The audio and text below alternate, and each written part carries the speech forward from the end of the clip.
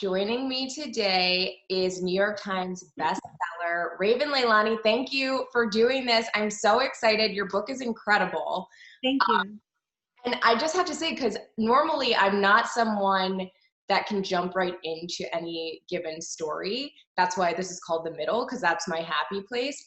But Luster, like page one, you're in it. So good. So talk to me a little bit about the book. Give me a brief synopsis for those who have not read it yet. Sure. So Lester follows the journey of Edie, an aspiring painter, as she kind of, tries to claim that right to make art, but also is in the middle of someone else's open marriage. So I think that is like a quick way to set it up.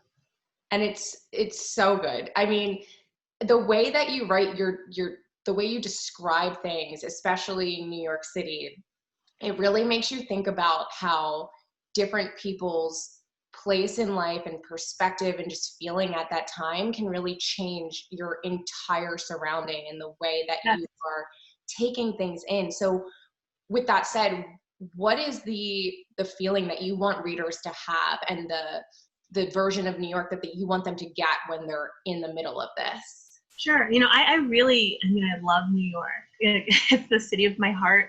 But it is absolutely a hard and kind of brutal city to live in, especially if you're a character like Edie, who is, she's trying to kind of climb her way upward, and she's trying to carve out space to make art and do work that's meaningful to her while trying to live, and eat.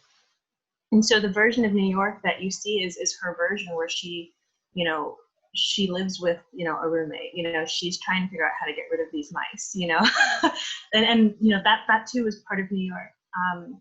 And what I want people to take away from the book was that your artistic journey, if it's messy, if it's alinear, that is still a valid and actually quite universal journey. It was that way for me, where, trying to claim my art, trying to assert the fact that I had the right to do that. It was a process. And within that process, there was a lot of failure. And I wanted to depict that honestly, which I hoped would be liberating for anyone coming to the book in the middle of their own projects, trying to carve out that private space to make things. And I love that and appreciate it. Thank you for writing that, because I feel like so many times you see this glossy, beautiful version of something and it becomes this unattainable idea. So yes. The truth of the matter is most people that are successful are not there just like that. So right. That's right. It's inspiring. So talk to me a little bit about, you're an artist as well as a writer, right? Yes. So tell me about your art. It's incredible. Thank you so much. That's really cool. So painting was my first love. It really was the first thing I really loved. And so it was the first thing I ever grappled with my own personal limits. And it makes its way into all of my writing. I think there's something really beautiful about the rigor it takes to actually be good at a thing like that. Because, in the book, Edie is an aspiring artist. And so she's oriented as an observer and as a student of her reality. And so I think that's so much of what I love about painting, which is that it makes it necessary for you to be looking outward, for you to be absorbing your world, to be paying attention. I think the best paintings do that. They have like a real they're hyper observational.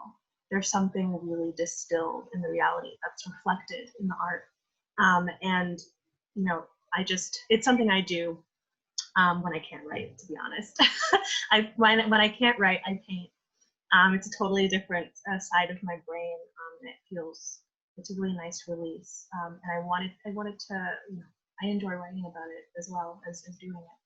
That's so funny you said it's a different side of your brain, because when I was looking at your paintings, I was like, oh, well, it's kind of like all in that creative side of the brain. But it's interesting to you that I mean, I'm not a painter, nor am I a writer. So it's interesting to hear that, because to me, it just like falls under this creative umbrella, but it is like a release for you, which is really yes. cool. So talk to me about becoming a New York Times bestseller.